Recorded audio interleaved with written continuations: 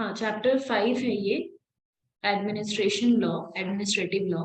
इसमें हम लोग कवर करेंगे पहले इंट्रोडक्शन। इंट्रोडक्शन क्या होता है, जुडिशियल कंट्रोल क्या होता है over administrative discretion, principle of natural justice, liability of government और एडमिनिस्ट्रेशन का मीनिंग, नीड और सोर्सेज। तो सबसे पहले समझना है जो कॉन्स्टिट्यूशन है हमारा, जो इंडियन कॉन्स्टिट्यूशन है, उसमें सबका पावर को डिवाइड किया हुआ है। मतलब किसका कौन सा ड्यूटी है। जैसे हर जगह हम लोग ऑफिस में देखते हैं कि सबका अपना अपना ड्यूटी होता है। हम लोग स्कूल कॉलेजेस में देखते हैं एडमिनिस्ट्रेटिव डिपार्टमेंट का अपना अपना ड्यूटी होता है। किसी का एडमिशन डिपार्टमेंट होता है, किसी का क्वेश्चन पेपर डिपार्टमेंट होता है, एक टीचिंग स्टाफ डिपार्टमेंट होता है, नॉन टीचिंग स्टाफ डिपार्टमेंट होता है। तो कोई भी जगह पे हम लोग काम करते हैं तो हम लोग देखते हैं कि सब जन का अपना अपना पावर बटा हुआ रहता है, डिवाइडेड रहता है। तो ये जो पावर रहता है, ये कॉन्स्टिट्यूशन में भी तीन हिस्से में बटा हुआ है, 3 पार्ट्स में इसको बांटा गया है। कॉन्स्टिट्यूशन में 3 लोग हैं, 3 डिपार्टमेंट है। पहला है लेजिस्लेचर, दूसरा है एग्जीक्यूटिव और तीसरा है जुडिशियल। जो लेजिस्लेचर है उसी को हम पार्लियामेंट कहते हैं। पार्लियामेंट क्या करता है, लॉ बनाता है। याद रहे, लेजिस्लेचर का काम सिर्फ यही है कि वो लॉ बनाता है, मतलब पार्लियामेंट। एग्जीक्यूटिव का काम क्या है, उसका काम है उन लॉज को इम्प्लीमेंट करना, मतलब लागू करना। मतलब पार्लियामेंट ने तो लॉ बना दिया है, एक्ट बना दिया है, अब उसे अप्लाई करने का काम होता है एग्जीक्यूटिव्स। एग्जीक्यूटिव्स कौन होते हैं, एडमिनिस्ट्रेटिव अथॉरिटीज होते हैं, जो लॉ को इम्प्लीमेंट करते हैं। इसलिए administrative law is a law that regulates the executives. तो एग्जीक्यूटिव्स को कौन रेगुलेट करता है, एग्जीक्यूटिव्स को कौन बताता है व्हाट इज राइट और व्हाट इज रॉन्ग, तुमको क्या करना चाहिए क्या नहीं करना चाहिए, एडमिनिस्ट्रेटिव लॉ। केस, इसके ऊपर एक केस आया था, कंगना रनौत जो सेलेब है, उसके साथ एक महाराष्ट्र गवर्नमेंट का एक केस आया था।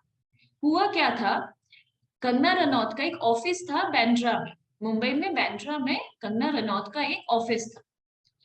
महाराष्ट्र गवर्नमेंट ने कहा कि वो जो आपका ऑफिस है वो इलीगल इलीगल लैंड पे बना हुआ है, मतलब इलीगल प्रॉपर्टी है, वो लीगल प्रॉपर्टी नहीं है।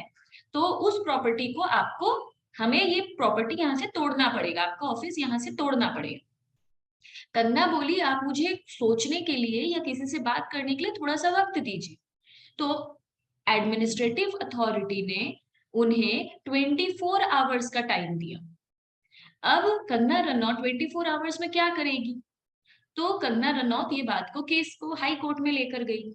जब हाई कोर्ट में वो महाराष्ट्र गवर्नमेंट के अगेंस्ट में केस की, तो महाराष्ट्र गवर्नमेंट इस केस को हार गया। क्यों हार गया, क्योंकि कंगना रनौत थोड़ा सा वक्त मांगी थी। तो किसी को कितना वक्त देना चाहिए, एटलीस्ट 7 दिन 10 दिन, क्योंकि वो उसका ऑफिस तोड़ने वाला है, तो एटलीस्ट 7-10 दिन तो देंगे। पर महाराष्ट्र गवर्नमेंट ने उसे सिर्फ 24 आवर्स का वक्त दिया। 24 आवर्स में वो क्या कर लेती। तो महाराष्ट्र गवर्नमेंट को गलत साबित करके ये केस कंगना रनौत विन की, जीती। तो कहने का मतलब ये है कि लेजिस्लेचर ने लॉ बनाया है कि अगर आप किसी भी इलीगल प्रॉपर्टी पे कुछ कर लेते हो तो इसके लिए ये है कि उसे तोड़ दिया जाए। एग्जीक्यूटिव का काम ये है कि वो इस लॉ को अप्लाई करे, इंप्लीमेंट करे। तो उसने देखा इसने गलत प्रॉपर्टी बनाया है तो वो उसे तोड़ने चला गया। पर पिक्चर में आता है फिर ज्यूडिशियरी। ज्यूडिशियरी का मतलब होता है कोर्ट। एग्जीक्यूटिव अपना काम इंप्लीमेंट तो कर रहा है लॉ को, पर सही से इंप्लीमेंट कर रहा है या नहीं, ये बात ज्यूडिशियरी देखता है कि एडमिनिस्ट्रेटिव अथॉरिटीज अपना काम अच्छे से कर रहे हैं या नहीं। तो ये इंटरप्रेट करता है, ये उसके लॉ को देखता है कि तुम ठीक से कर रहे हो कि नहीं। अगर एडमिनिस्ट्रेटिव अथॉरिटी अपने काम को ठीक से नहीं कर रहा है और वो बात जुडिशरी को बताया जाए, कोर्ट को बताया जाए, तो कोर्ट उसको देखता है। और इसलिए नीचे लिखे हैं, court control the administrative law. ऐसा नहीं है कि एडमिनिस्ट्रेटिव लॉ का सुप्रीम पावर है, उसको जो मर्जी वो करेगा कि लॉ में ये लिखा है हम लोग तोड़ देंगे। ऐसे नहीं, कोर्ट कंट्रोल करता है एडमिनिस्ट्रेटिव लॉ को। Administrative law control the executives. It deals with the disputes between citizen and government agencies. अगर सिटीजन और गवर्नमेंट के बीच में कोई डिस्प्यूट हुआ है तो फिर उसको कौन सॉर्ट आउट करेगा? गवर्नमेंट अगर मेरे साथ कुछ गलत कर रहा है तो फिर हम कहाँ जाएंगे? तो फिर हम कोर्ट में जा सकते हैं, मेरे लिए कोर्ट है कि इस मैटर पे वो डिसीजन लेगा राइट और रॉन्ग। अब आता है एडमिनिस्ट्रेटिव लॉ का ओरिजिन कहाँ से हुआ, फिर इसका ग्रोथ कहाँ से हुआ। देखो बहुत पहले क्या होता था, एकदम हम शुरुआत से बता रहे हैं, एकदम शुरू में क्या होता था, राजा लोग हमारे ऊपर राज करते थे, राजा ही लॉ बनाता था, राजा ही उसे इम्प्लीमेंट कर देता था, और राजा किंग का ही कोर्ट होता था, किंग के ही कोर्ट में हमें जाना पड़ता था। अगर किंग के अगेंस्ट हमें कोई प्रॉब्लम है, किंग से हम सेटिस्फाई नहीं है, तो हम लोग कुछ नहीं कर सकते हैं, हमारे पास कोई ऑप्शन नहीं है। उसके बाद थोड़ा मेडिएवल एज आया जिसमें मुस्लिम्स आए थे, मुगल मुगल पीरियड आया था, उसमें अलग लॉ बना, फिर ब्रिटिशर्स आए, ईस्ट इंडिया कंपनी लॉ बना, इस तरह करके ये चेंजेस आता गया। तो बोल रहे previously it was a police state, now it is a welfare state. Police state होता है जिसमें एक आदमी का ही राज होता है, वेलफेयर के बारे में कोई नहीं सोचता, उसमें जो किंग है, जो मतलब हेड है, वो अपना ही सिर्फ रूल देखता है, बाकी वेलफेयर नहीं। अभी जो स्टेट चल रहा है वो वेलफेयर स्टेट है, for promoting welfare to improve social and economic condition of the people. ये वाला पोजीशन क्यों आया, ये इस तरीके से ये सेपरेशन क्यों आया कि एग्जीक्यूटिव को मतलब एडमिनिस्ट्रेटिव अथॉरिटी को कोर्ट कंट्रोल करेगा, क्योंकि फिर ये वही किंग राज हो जाएगा, ब्रिटिश राज हो जाएगा। वो ब्रिटिश राज ना रहे, मुगल राज ना रहे, फिर वेलफेयर को भी देखा जाए, अगर मेरे को गवर्नमेंट से हेड से कोई भी प्रॉब्लम है तो भी हम उसके अगेंस्ट एक्शन ले सके, इसलिए अभी एडमिनिस्ट्रेटिव लॉ आया है। तो कॉन्फ्लिक्ट ऑफ इंटरेस्ट, इसमें इसमें किससे हमें प्रॉब्लम होगा तो हम जाएंगे। देखो जब आदमी को आदमी से प्रॉब्लम होता है, मतलब अगर मेरे को तुम लोगों से प्रॉब्लम है, तुमको मेरे से प्रॉब्लम है, तो हम लोग एडमिनिस्ट्रेटिव लॉ नहीं चाहते, हम लोग सिविल लॉ में जाते हैं, कोई क्राइम हुआ है तो क्रिमिनल लॉ में जाते हैं। पर अगर हमें गवर्नमेंट से कोई प्रॉब्लम है तो हम एडमिनिस्ट्रेटिव लॉ में जाते हैं। अब एडमिनिस्ट्रेटिव लॉ बना कहाँ से है, सोर्स, सोर्स का मतलब होता है एडमिनिस्ट्रेटिव लॉ आया कहाँ से है, इसमें जो एक्ट्स है, इसमें जो स्टैट्यूट्स हैं वो आए कहाँ से हैं। तो सबसे पहले कॉन्स्टिट्यूशन ऑफ इंडिया, हमारा कॉन्स्टिट्यूशन से आया है, पार्लियामेंट ने लिखा है। कॉन्स्टिट्यूशन बताता है सेंट्रल गवर्नमेंट और स्टेट गवर्नमेंट का क्या पावर है।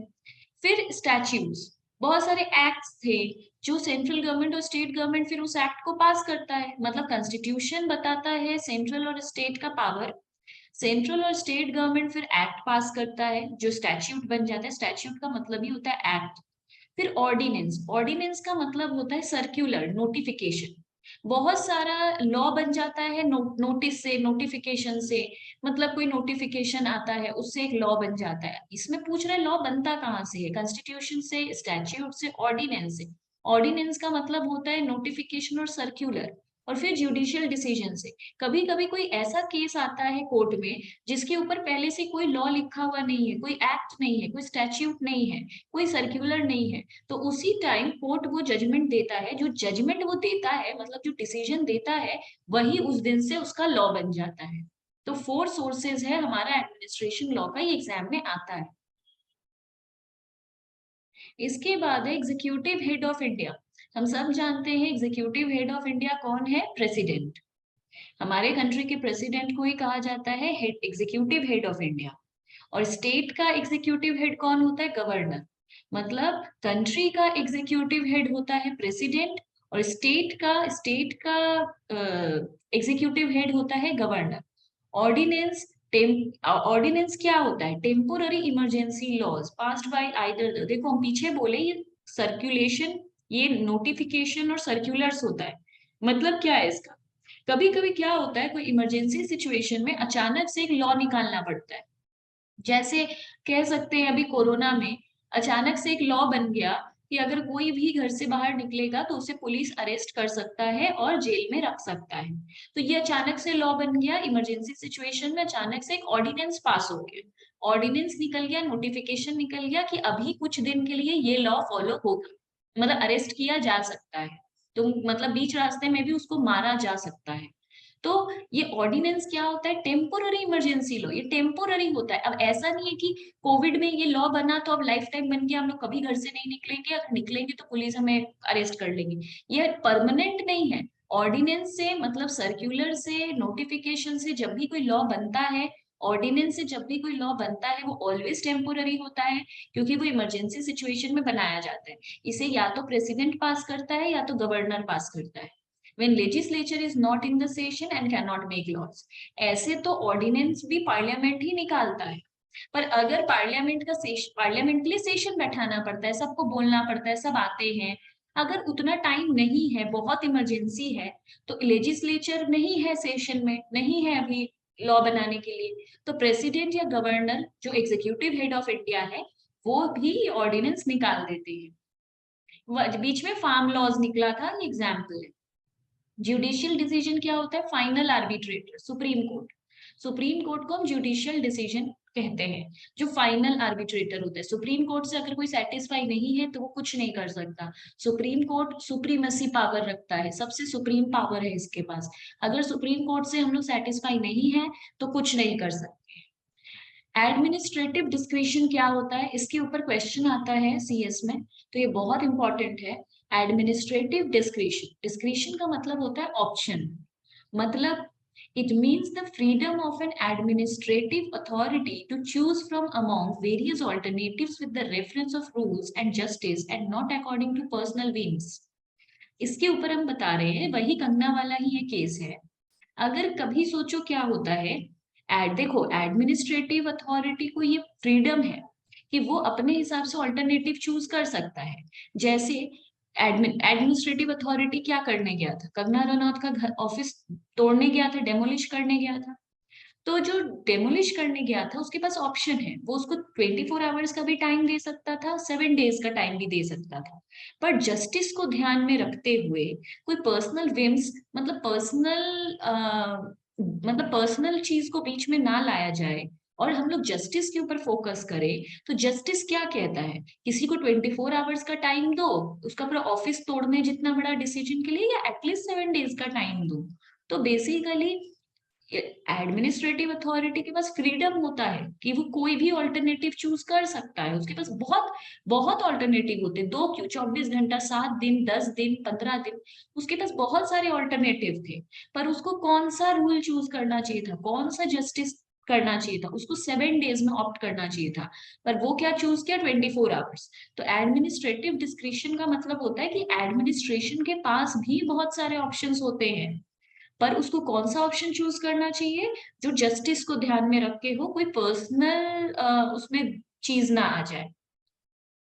Judicial review at the stage of exercise of discretion, जब भी जुडिशियल मतलब एडमिनिस्ट्रेशन कुछ भी अगर डिसीजन देता है, अगर हम उससे सेटिस्फाई नहीं है, जैसे कंगना रनौत सेटिस्फाई नहीं थी, तो वो जुडिशियल रिव्यू के लिए गई थी, जुडिशियल डिसीजन के लिए गई थी, कहाँ गई थी, कोर्ट के पास गई थी।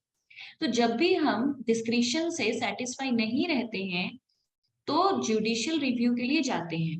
तो जब भी जुडिशियल रिव्यू के लिए हम जाते हैं तो वहां पे दो बात आता है, abuse of discretion, non application of mind. मतलब डिस्क्रिशन क्या होता है, एक्चुअली बुरा तरीका से जब कोई ऑप्शन चूज करता है, डिस्क्रिशन का मतलब सिर्फ ऑप्शन नहीं है। अगर कोई गलत ऑप्शन चूज करता है तो उसको डिस्क्रिशन बोलते हैं। तो अगर कोई गलत ऑप्शन लगा दिया है मेरे ऊपर, तो चेक करेंगे कि क्या दो चीज है उसमें। अब्यूज ऑफ डिस्क्रिशन मतलब क्या सामने वाले ने, एडमिनिस्ट्रेटिव अथॉरिटी ने अपने पावर का मिसयूज किया है, जब उसने मेरे लिए डिसीजन लिया है तो क्या अपने पावर का मिसयूज किया है, या फिर non application of mind, non use of power, उसने किया क्या है। तो अब्यूज ऑफ डिस्क्रिशन क्या होता है, मतलब रॉन्ग चीज जो मेरे ऊपर अप्लाई हुआ है उसको एक बार अब्यूज ऑफ डिस्क्रिशन का मतलब ये वाले पार्ट का मतलब, मिस यूज ऑफ पावर क्या, मेलाफाइड, मेलाफाइड क्या होता है, bad faith, wrong intention, dishonest and corrupt motive, मतलब court aside the matter. Example Tata सिल्लर, ये वाला एक हम लोग का था, they can refuse lower. Actually क्या हुआ था, मेलाफाइड क्या होता है, अगर कोई जानबूझ के, जैसे सोचो वो एडमिनिस्ट्रेटिव अथॉरिटी जानबूझ के उसको 24 घंटा का टाइम दे रहा है, क्योंकि ऑब्वियस सी बात है वो 24 घंटा में कुछ नहीं कर पाएगी, और मतलब वो बोलेगा हाँ हम तो तुमको टाइम दिए थे, तो इसको मेलाफाइड बोलते हैं। मतलब रॉन्ग इंटेंशन से वो उसको दिया, चाहता ही नहीं था कि वो अपने ऑफिस को बचा सके, मतलब करप्ट मोटिव था उसका। तो इसमें क्या होता है, इसके लिए एक एग्जाम्पल है कि they can refuse lower. Okay, ये वाला छोड़ दो, थ्योरी में हम डिटेल में बताएंगे, बस मेलाफाइड याद रखो।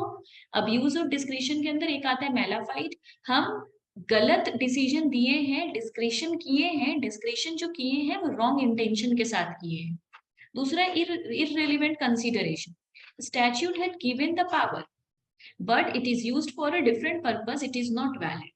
जैसे कि एडमिनिस्ट्रेटिव अथॉरिटी को बहुत सारा स्टैट्यूट ने पावर दिया है, बट उस पावर को वो डिफरेंट पर्पस के लिए यूज कर रहा है। जैसे कि उस सोचो वो है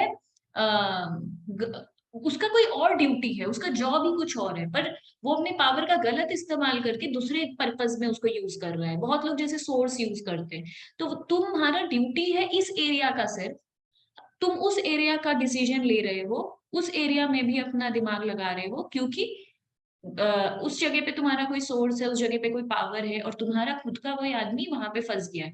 तो हो तुम ए एरिया के, बट डिसीजन दे रहे हो बी एरिया के लिए, अपने पावर का गलत इस्तेमाल करना गलत पर्पस के लिए। मतलब तुम्हारा वो डिपार्टमेंट ही नहीं है, लाइक किसी का अकाउंट्स डिपार्टमेंट है, वो टैक्स डिपार्टमेंट में डिसीजन ले रहा है, टैक्स डिपार्टमेंट के लिए काम कर रहा है, तो तुम्हारा डिपार्टमेंट ही वो नहीं है, डिफरेंट पर्पस के लिए काम करना is irrelevant consideration. Leaving out relevant consideration. Exercising the power and leaves out relevant consideration, its action will be invalid. Same बात है ऊपर की जैसा ही, ऊपर बोल रहा है डिफरेंट पर्पस के लिए हम इररेलेवेंट जगह पे जा रहे हैं, और इसमें बोल रहा है रेलिवेंट चीजों को हम छोड़ दे रहे हैं, मतलब अपना डिपार्टमेंट को नहीं देख रहे हैं, दूसरे के डिपार्टमेंट में जाकर वहां का डिसीजन ले रहे हैं। Arbitrary order, order should be based on facts and clear reasoning. अगर कोई भी एडमिनिस्ट्रेटिव अथॉरिटी तुमको कोई ऑर्डर देता है, तो वो डेफिनेटली किसी फैक्ट पे बेस्ड होना चाहिए। मतलब अगर वो बोल रहा है तुम्हारा इनलीगल प्रॉपर्टी पे, इनलीगल लैंड पे तुमने ऑफिस बनाया है, तो डेफिनेटली उसके पास कोई प्रूफ भी होना चाहिए कि वो इनलीगल लैंड है।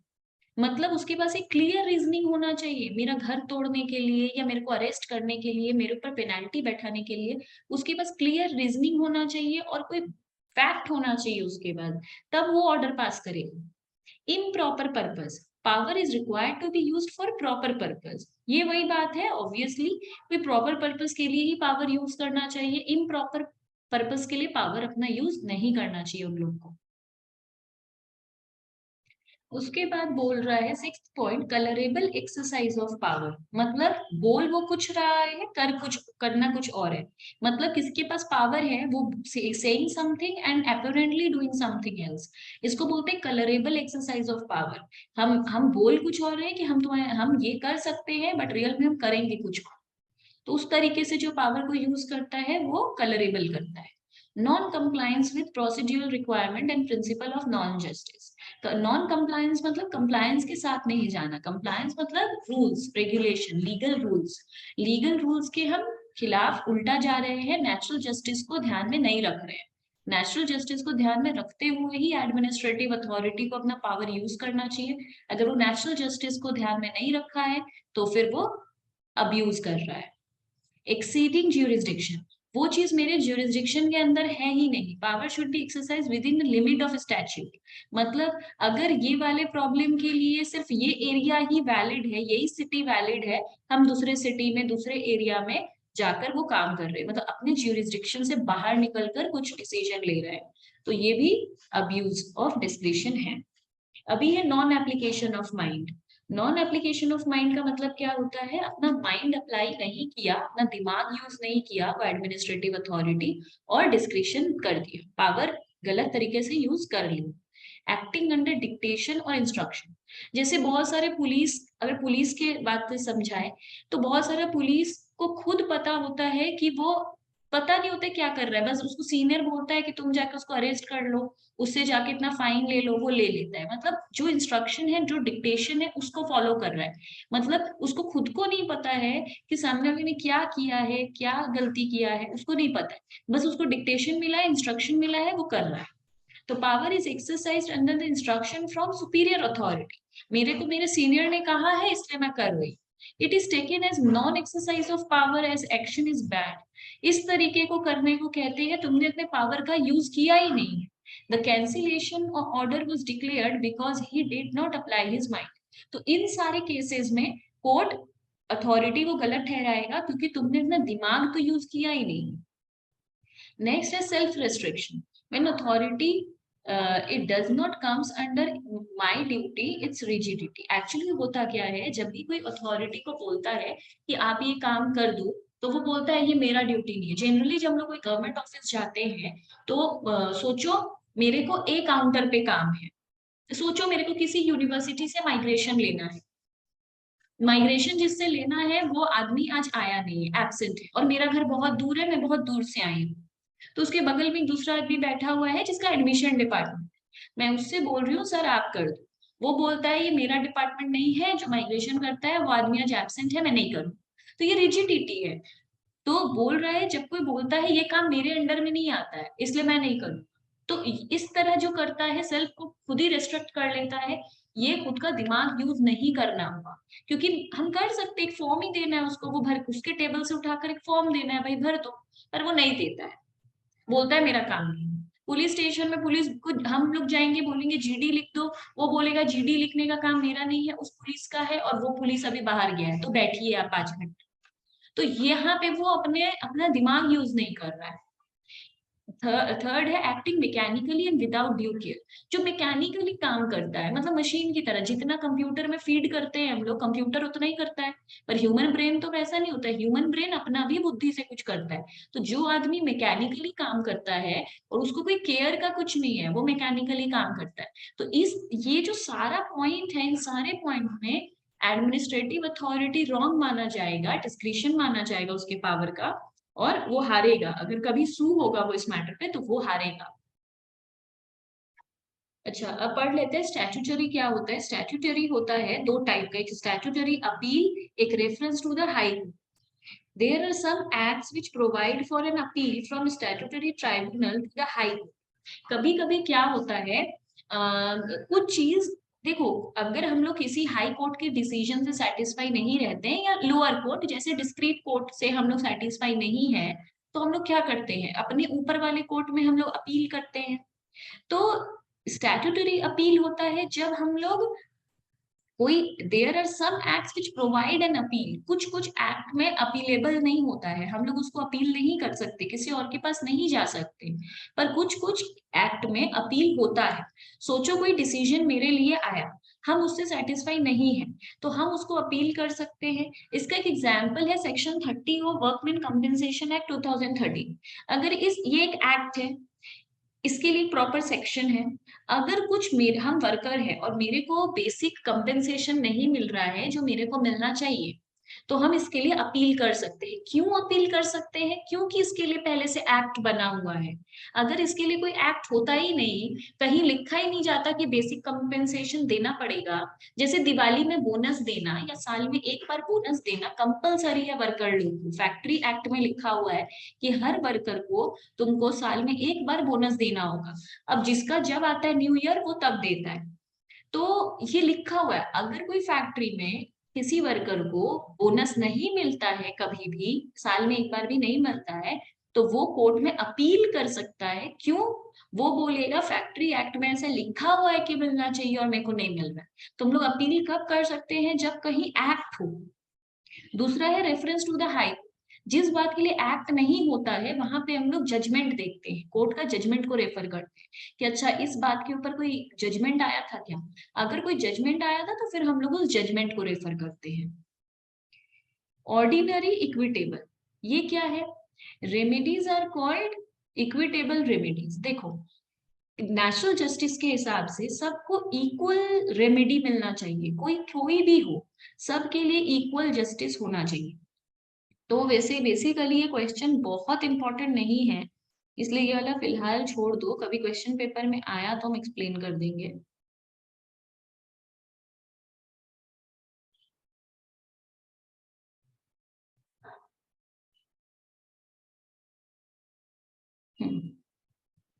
ये आया तो कभी एक्सप्लेन करेंगे। उसके बाद आते हैं प्रिंसिपल ऑफ नेचुरल जस्टिस में। नेचुरल जस्टिस क्या होता है? पहली बात, इसको प्रॉपर हम लोगों के कॉन्स्टिट्यूशन में डिफाइन नहीं किया गया है कि नेचुरल जस्टिस क्या होता है। इसका प्रॉपर डेफिनेशन नहीं है। बस इतना पता है कि जो वर्ड है नेचुरल जस्टिस, ये लैटिन वर्ड से आया है, जस्ट नेचुरल से। इसका मतलब है लॉ ऑफ नेचर। ये क्यों आया है नेचुरल जस्टिस? हम सिटीजन्स को प्रोटेक्ट करने के लिए, प्रिवेंट करने के लिए। ये जो प्रिंसिपल है, ये आर्टिकल 14 और आर्टिकल 21 से डिराइव किया गया है। हाँ, तो इसको इस दो आर्टिकल से डिराइव किया गया, इसके लिए अलग से कोई आर्टिकल नहीं है, इसे डिराइव किया गया है। तो नेचुरल जस्टिस नाम से ही समझ में आता है कि the concept of natural justice not provided in Indian constitution but it is considered necessary element for the administration of justice. Obviously हमारे एडमिनिस्ट्रेशन में ये बहुत जरूरी है, बट और ये सब बात क्लियर है। अब नेचुरल जस्टिस का ना कुछ प्रिंसिपल है, ये बहुत बहुत इंपॉर्टेंट है, इससे ही क्वेश्चन आता है इस चैप्टर में। नेशनल जस्टिस का दो प्रिंसिपल है, एक नेमो इंडेक्स इन कॉजस हुआ, एक ऑडी ऑल्टरम पैटर्न। इसका नेमो इंडेक्स का मतलब क्या है? रूल अगेंस्ट बायस।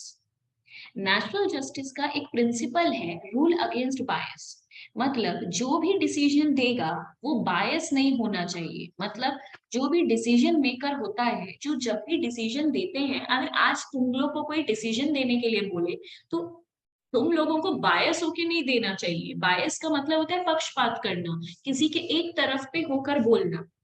तो नेशनल जस्टिस का मतलब क्या है? किसी के साथ मतलब अन्याय नहीं हो, न्याय हो, जस्टिस हो। तो जस्टिस कब होगा? जब जजमेंट देने वाला, डिसीजन सुनाने वाला कभी बायस नहीं।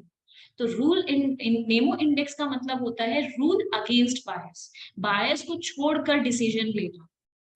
ऑडी ऑल्टरम पैटर्न मतलब रूल ऑफ फेयर हियरिंग। जब भी किसी के लिए कोई फैसला सुनाओ, जब भी किसी के लिए हम लोग कोई कंक्लूजन देते हैं, अपना जजमेंट देते हैं, तो पहले उसको एक बार सुन लो।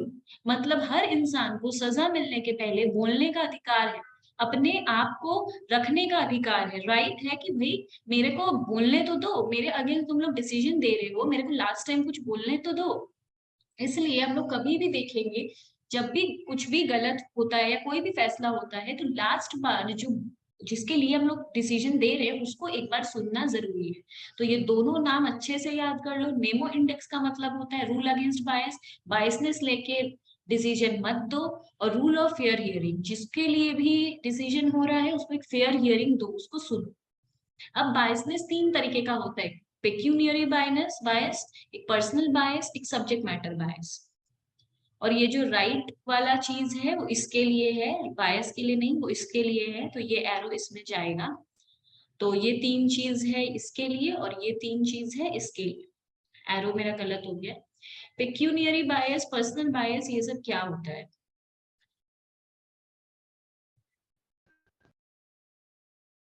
ठीक है।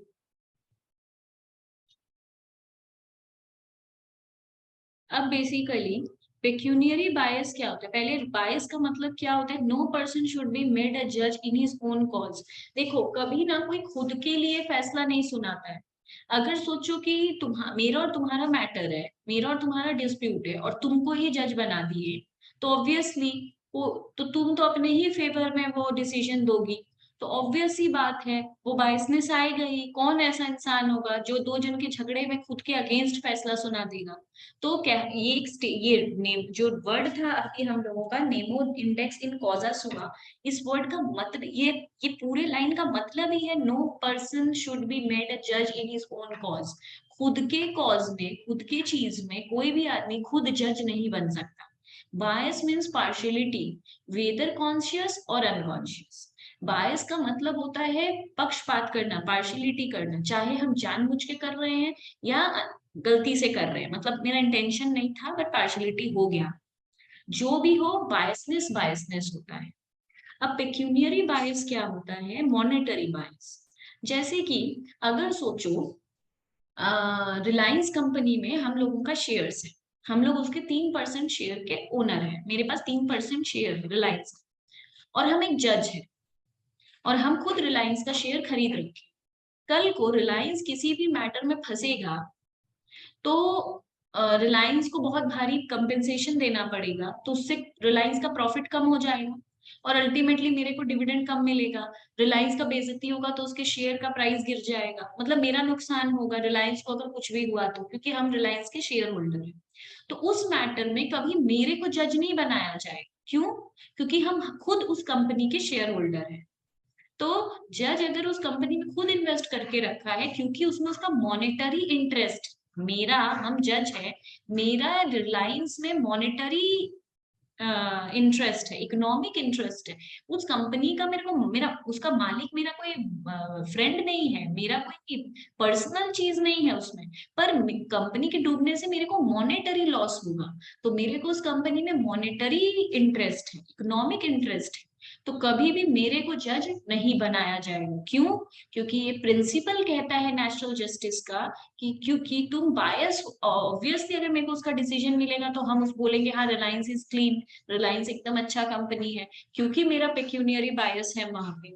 तो इसको कहते हैं पेक्यूनियरी बायस, जब कोई किसी का मॉनेटरी बायस रहता है किसी चीज में।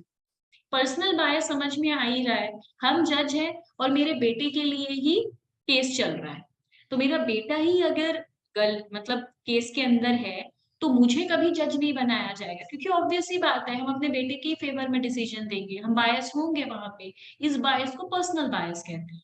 सब्जेक्ट मैटर बायस क्या होता है? जो सामान को लेके झगड़ा हो रहा है वो सामान जज का है या सामान जज का नहीं है। जैसे सोचो एक घर को लेके डिस्प्यूट हो रहा है, वो घर मैं बोल रही हूँ मेरा है, वो बोल रहा है उसका है। अभी डिस्प्यूट के कोर्ट में गया तो उसमें मुझे, मैं जज, मुझे ही जज नहीं बनाया जाएगा, क्योंकि वो जो घर है, घर सब्जेक्ट मैटर है, सब्जेक्ट मैटर को लेके ही झमेला हुआ है, तो सब्जेक्ट मैटर बायस हो जाएंगे, मतलब घर का डिसीजन हम अपने फेवर में ही देंगे। तो इसलिए तीन तरीके का बायसनेस होता है, पेक्यूनियरी बायस, पर्सनल बायस, सब्जेक्ट मैटर बायस। एग्जाम में अगर आता है ये लिखने के लिए हम लोगों को नेमो इंडेक्स इन कॉजेस हुआ तो हम लोग इसको पूरा डिफाइन करते हैं, बायसनेस को डिफाइन करते हैं और तीन टाइप का बायसनेस को एक्सप्लेन करते हैं। अब ये जो सब्जेक्ट मैटर बायस है ये चार टाइप का है। तो this bias is of four types. Partially bias, हम पार्शियली बायस, इसका मतलब नहीं समझा रहे, पता ही होगा। अब 100% बायसनेस नहीं दिखा रहे हैं हम, आध कुछ बायसनेस है पार्शियली। डिपार्टमेंटल बायस मतलब जो जज, मतलब हम हैं और जो मेरा प्रोसिक्यूटर है, मतलब जिस जो लड़ाई कर रहा है, लड़ाई कर रहा है, जो जो के कोर्ट में है पर्सन, वो दोनों किसी सेम डिपार्टमेंट से है, तो ऑब्वियसली बायसनेस होगा। अगर कोई दोनों सेम ऑफिस में काम कर रहे होते हैं, जज भी उसी डिपार्टमेंट का है और जो प्रोसिक्यूटर है वो भी उसी का है, तो बायसनेस आएगा, सेम डिपार्टमेंट के लोग ऑब्वियसली एक दूसरे को फेवर करेंगे। Prior utterances and prejudgement of issues, मतलब जज ने कोर्ट के बाहर ही डिसीजन दे दिया है कि भाई वही गलत है, मतलब कोर्ट तक जज गया ही नहीं, पूरा केस को सुना ही नहीं, एविडेंस को देखा ही नहीं, और तो ऑब्वियस ही बात है अगर जज कोर्ट गया ही नहीं और वो डिसीजन, मतलब लड़ाई हुआ ही नहीं, किसी ने अपना केस रखा ही नहीं, वो वो कोर्ट के बाहर ही बोल रहा है मेरे हिसाब से तो यही गलत है, मतलब वो अपना ओपिनियन दे रहा है कोर्ट के बाहर ही। देखो जज ना कभी ओपिनियन नहीं दे सकता, को जज को पता भी होता है ना कि यही गलत किया, जैसे वो बहुत सारा मूवीज देखते हैं तो हम लोग बोलते हैं जज को पता तो है कि यही बदमाश है, जज को तो पता ही है ये एक इतने बड़े बदमाश का बेटा है, तो फिर जज क्यों इतना ये कर रहा है, जज इसको क्यों इतना केस को टाल रहा है, दे इसकी डिसीजन इसके अगेंस्ट। पर जज वो नहीं कर सकता, जज का कोई ओपिनियन नहीं हो सकता, जज को कोई एडवाइस नहीं होता है, जज पूरा सुनता है, जो एविडेंस होता है उसी के बेसिस पे वो काम करता है। तो अगर कोई प्रायर अटर्नेस कर रहा है तो वो बायस है। फोर्थ है एक्टिंग अंडर डिक्टेशन, कोई उस जज को बोला है तुम ऐसा करो, जज वैसा कर रहा है, mode of power is improper, मतलब वो अपने पावर का गलत इस्तेमाल कर रहा है। जज का जज को कोई पैसा खिला दिया हो या उसको कोई डिक्टेट किया हो कि भाई तुम यही डिसीजन देना, और वो चुपचाप दे दिया, तो वो भी बायसनेस है। तो बेसिकली हम लोग ये क्या पढ़े, हम लोग नेचुरल जस्टिस पहले मीनिंग समझे कि नेचुरल जस्टिस को जस्ट नेचुरल कहते हैं लैटिन वर्ड में, और ये अपने इंडियन कॉन्स्टिट्यूशन में प्रॉपर डिफाइन नहीं किया हुआ है। हम लोग इसको इस आर्टिकल से इसके मतलब को उठाए हैं 14 और 21 से। दो प्रिंसिपल है नेचुरल जस्टिस के अंदर, नेमो इंडेक्स इन कॉजेस हुआ और ऑडी ऑर्डरम ऑल्टरम पार्टी। इसका मतलब है बायस होके डिसीजन देना, जजमेंट देना, और इसका मतलब नहीं देना, मतलब मत दो, और इसका मतलब है फेयर हियरिंग करो, किसी को भी पहले सुन लो। बायसनेस तीन टाइप का होता है, पेक्यूनियरी मतलब मेरा उस चीज में मॉनेटरी इंटरेस्ट है, पर्सनल बायस मतलब उससे मेरा कोई पर्सनल रिलेशन है, सब्जेक्ट मैटर मतलब वो ऑब्जेक्ट, जिस ऑब्जेक्ट को लेके झगड़ा हो रहा है उसको लेके हम बायस। अब फेयर हियरिंग को लेके क्या है, right to notice, right to evidence और राइट टू रिब्यूट, ये सुनेंगे रूल ऑफ हियरिंग के अंदर। तो no one should be sentenced unheard, sentence मतलब पनिश करना, किसी को भी हम लोग पनिशमेंट नहीं दे सकते बिना उसको सुने। एसेंशियल्स ऑफ फेयर हियरिंग, अभी पीछे तीन लिखा है, नोटिस, पहले तुम उसको नोटिस दो, इन्फॉर्म तो करो कि उसने क्या गलती किया। इसलिए हम लोग जानते हैं नोटिस, कभी कोई अगर मेरे को तुमसे कोई प्रॉब्लम है तो हम पहले तुम लोग को एक नोटिस भेजेंगे, जिसको समन देना कहते हैं, हम समन देंगे, जिसमें हम लिखेंगे कि मैं तुम्हारे अगेंस्ट ये मैं तुम्हारे ऊपर इल्जाम लगा रही हूँ और मैं तुम्हें सू कर रही हूँ। तो क्यों, तुमको पता तो चलना चाहिए कि तुम्हारे अगेंस्ट कोई कोर्ट गया है। फिर हियरिंग होना चाहिए, मतलब तुमको बुलाना चाहिए कि भाई ये जो बोल रही है या सही बोल रही है।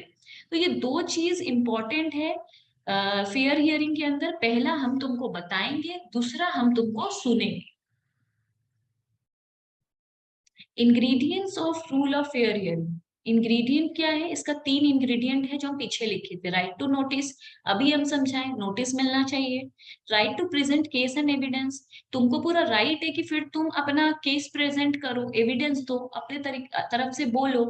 Right to rebut adverse at evidence, rebut करने का मतलब होता है अपोज करना। अगर हम अगर कोई एविडेंस दिए हैं तो तुम उसको अपोज कर सकते हो कि अरे ये रॉन्ग एविडेंस दे रही है।